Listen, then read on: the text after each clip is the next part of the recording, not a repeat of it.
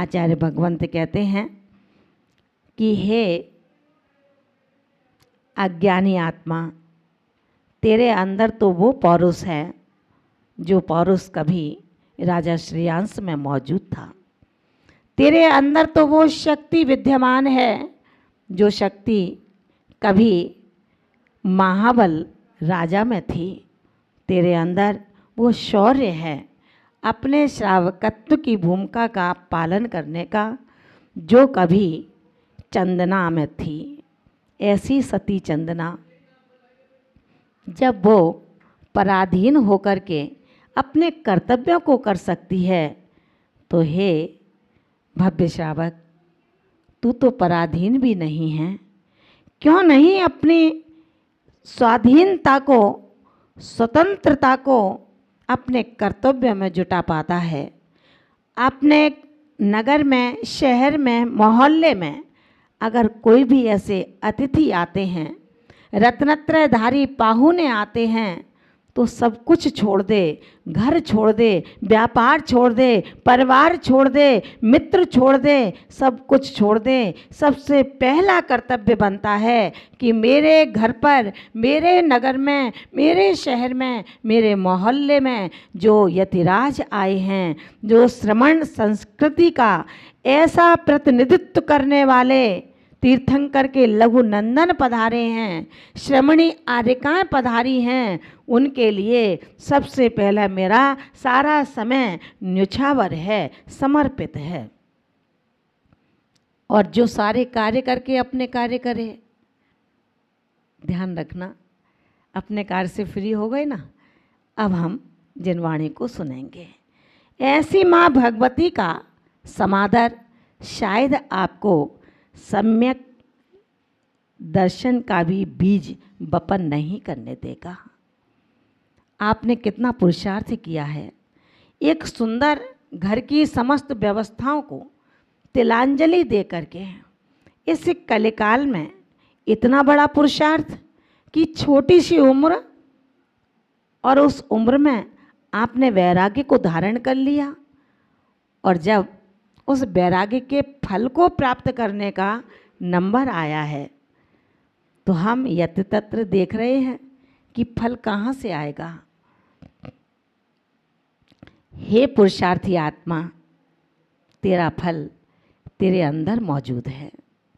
तू बीमार नहीं है, तू स्वस्थ है। मेरे मन ने मुझे बीमार बनाया है, मेरे विचार ने मुझे बीमार बनाया है, मेरी श्रद्धा ने मुझे रोगी बना दिया है। काश जो बीमार तेरे साथ में है, ये बीमारी तू अपने गुरु के चरणों में उनकी सेवा के लिए समर्पित कर देता तो लगता है ये बीमारी तुझे कभी एहसास ना होने देती तेरे शरीर की कमजोरी का। ये पुद्गल तो कमज़ोर होगा, इस पर तो झुर्रियाँ भी पड़ेंगी, इस पर तो कालापन भी आएगा, ये तो टूटेगा भी, फूटेगा भी, लेकिन जो तेरा श्रद्धा का शरीर है, तेरा तप का शरीर है, तेरा अपना आत्मिक बल है, वो सब कभी न टूट सकता है, न फूट सकता है, न किसी के द्वारा हरण किया जा सकता है।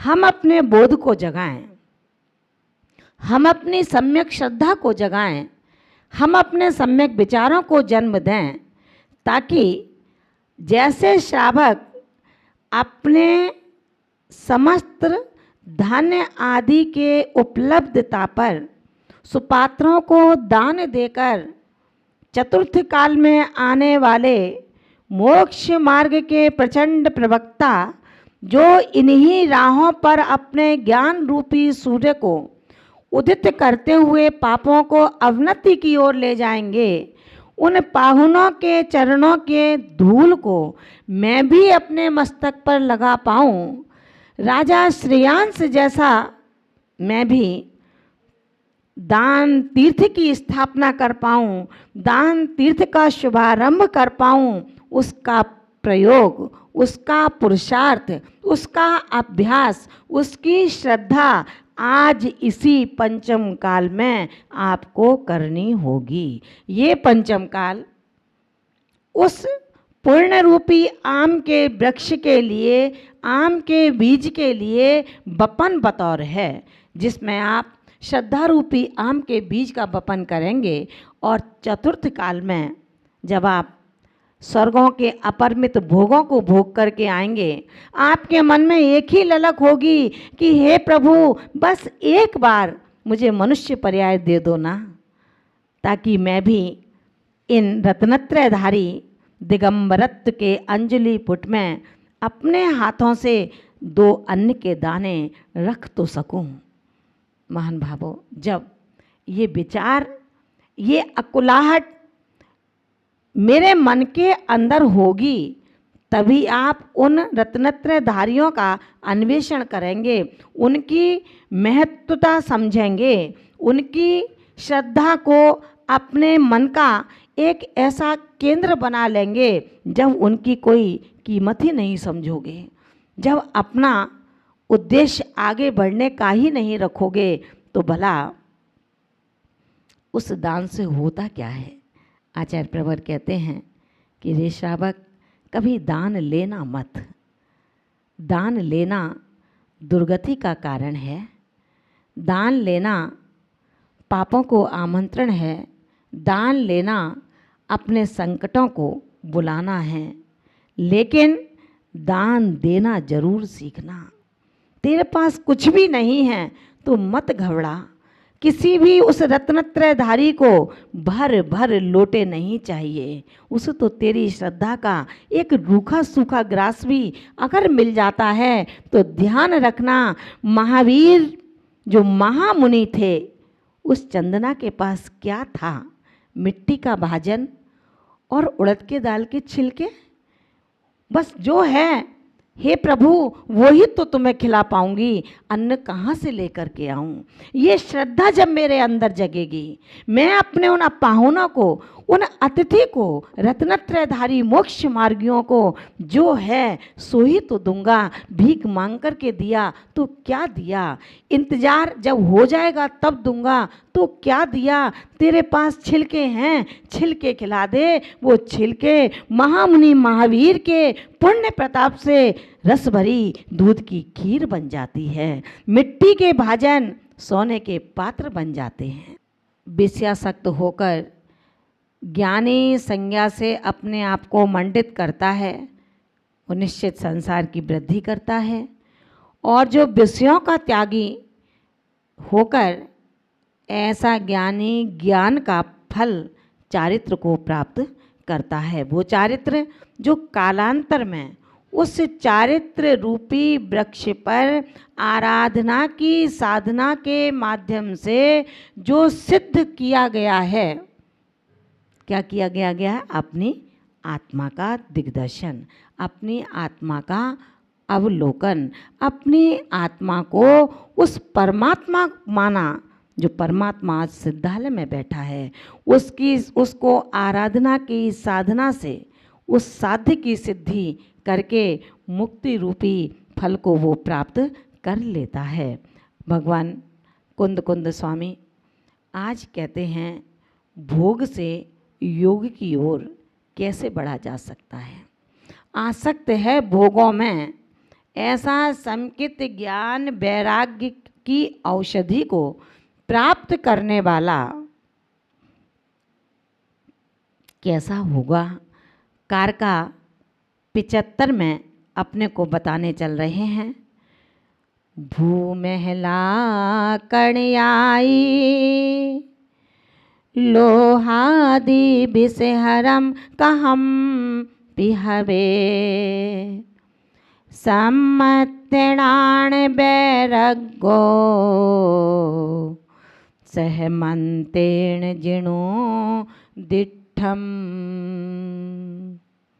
आचार्य भगवान ने कहा, भू यानी पृथ्वी, भूमि जमीन, महिला यानी स्त्री नारी, कणयायम, कणयाय माने स्वर्ण पाषाण आदि के जो लोह अहि, लोभ रूपी, अहि माने सर्प, लोभ रूपी सर्प और विषहरम, विषधर को भी सर्प कहा है। ऐसे विषधर सर्प को कहम्पि हवे, वह सर्प चाहे कैसा भी हो, सम्मत णाण वैराग्यो सह मंत्रेण, सम्यक ज्ञान वैराग्य रूपी औसह, वैराग्यो सह, वैराग्य और सह माने औषधि,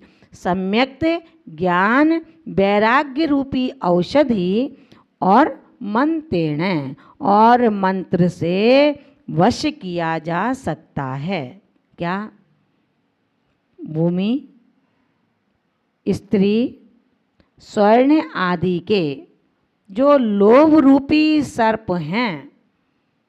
अब लोभ रूपी सर्प कौन है? वो सर्प मत समझ लेना जो कुंडली मार करके टोकरी में बैठा है, वो कोई और नहीं है, आप और हम लोग हैं। जमीन जायदाद के पीछे जान तो दे सकते हैं लेकिन जमीन छोड़ नहीं सकते हैं। स्त्री के लिए रावण ने अपना सारा कुछ नाश करके रख दिया। ऐसे भूमि, स्त्री और स्वर्ण आदि के जो लोभी रूपी सर्प हैं और विषधर सर्प को वो चाहे किसी प्रकार का हो, उन सबको सम्यक ज्ञान वैराग्य रूपी औषधि एवं मंत्रों से वश में किया जा सकता है। जिणोदिट्ठम, ऐसा जिनेन्द्र देव ने कहा है। हे भव्यात्मा, यदि कालिया नाग डस लेता है तो एक भव को नाश करेगा, लेकिन औषधि रूपी नाग यदि, लोभ रूपी नाग यदि तुझे डसता है तो एक भव नहीं, भव भवांतरों को बिगाड़ देगा। ध्यान रखना, संसार में जो भी युद्ध चल रहा है, जो भी मन मुटाव चल रहे हैं, जो भी ईर्ष्या वृत्ति चल रही है, जो भी संघर्ष की स्थितियां नज़र आती हैं, एक दूसरे के प्रति हम निंदा और बुराइयां के लिए मजबूर होते हैं, इसका कारण कुछ है तो सिर्फ है जड़ जोरू और जमीन। इनके कारण लड़ाइयाँ दिन प्रतिदिन हर श्रावक के मध्य होती चली जा रही हैं। हम यदि सम्यक से रहित हैं, श्रद्धान हमारा मजबूत नहीं है, गुरु आचरणों की बातों को हम उड़ाने में बहुत ही दक्ष हैं, ऐसी आत्मा के लिए जैन दर्शन आगम के माध्यम से कहता है कि सावधान रहने की आवश्यकता है। आज तू लड़ सकता है, लेकिन जब तू उस लड़ाई की जंग को जीत भी गया तो फायदा क्या है? विचार करो, 30 वर्ष की उम्र में तो तेरी शादी हुई है, उसके बाद तेरा परिवार बना है, उस परिवार की परिपक्वता में 20 वर्ष और निकल गए, 50 वर्ष जिंदगी के गुजर गए। अब उसके लिए एक सुंदर मकान बनाना है, उसके लिए अपने स्टैंडर्ड को बड़ा करना है। इस जोड़ा तोड़ी में हमने कितने कितने पापों का अर्जन कर लिया। जो केवल पेट भरता है, जो केवल 2 रोटी की इच्छा रखता है, वो जलाशय छोटा सा होता है जिसमें शुद्ध और मीठा और शीतल पेय जल के रूप में हमें प्राप्त होता है। लेकिन जिसको है कि मैं बहुत बड़ा हो जाऊं, जो आए मेरे में मिलता चला जाए, सब मेरे हो जाएं, ऐसा वो मीठा जलाशय जब इच्छाएं बढ़ाता है बड़े होने की, तो ध्यान रखना गंदे नाली, गंदे नालों के जल को भी ग्रहण करके खारा बन जाया करता है। विशाल हुआ और खारा हो गया तो फायदा भी क्या है। जब उस नदी से समुद्र ने प्रश्न किया कि हे नदिया, तू कितनी छोटी है, सदियां गुजर गईं, क्या बड़ा नहीं होना, मुझ में मिल जा तो बहुत बड़ी हो जाएगी। मालूम है नदी ने क्या कहा? भैया, छोटा रहना ही अच्छा है, बड़ा होके यदि खारा बन जाऊं तो छोटा रह करके मीठा बना रहूं, मधुर बना रहूं, विनम्र बना रहूं, तो इसमें लाभ ही लाभ हैं। बड़े होने के बाद ध्यान रखना, पद मिलते ही मद अपना आक्रमण उसके ऊपर कर ही देता है। आचार्य भगवान यही कहते हैं कि जो अपने भावों को बिगाड़ लेता है उसके भव नियम से बिगड़ते ही चले जाते हैं, और जो अपने भावों को सुधार लेता है, जो अपनी वाणी को कर्कश कटुक डू एंड डाई, जिसके मन में ये है आए कौन सामने आ सकता है, मैं हूं ना, अपने बाप से नहीं डरा, इनसे क्या डरूंगा, जो ऐसा हौसला रखते हैं, ध्यान रखना ये हौसला तेरे 4 दिन की चांदनी फिर अंधेरी रात कब तक चलेगा। उस मिथ्या दृष्टि की तरह अपने लोचनों को ना बनाएं, उस मिथ्या दृष्टि की तरह अपने से गेह को ना सजाएं। हमें अगर वो तीनों सर्प डसते ही रहे तो मैं कभी सम्यक श्रद्धान को प्राप्त नहीं हो सकता। उन तीनों सर्पों से बचने के लिए जर जोरू जमीन की रक्षा मुझे नहीं करनी, मेरे भाग्य में जितना होगा, क्योंकि भाग्य और समय से पहले कुछ मिलता नहीं है, चाहे कितना भी दे दिया जाए।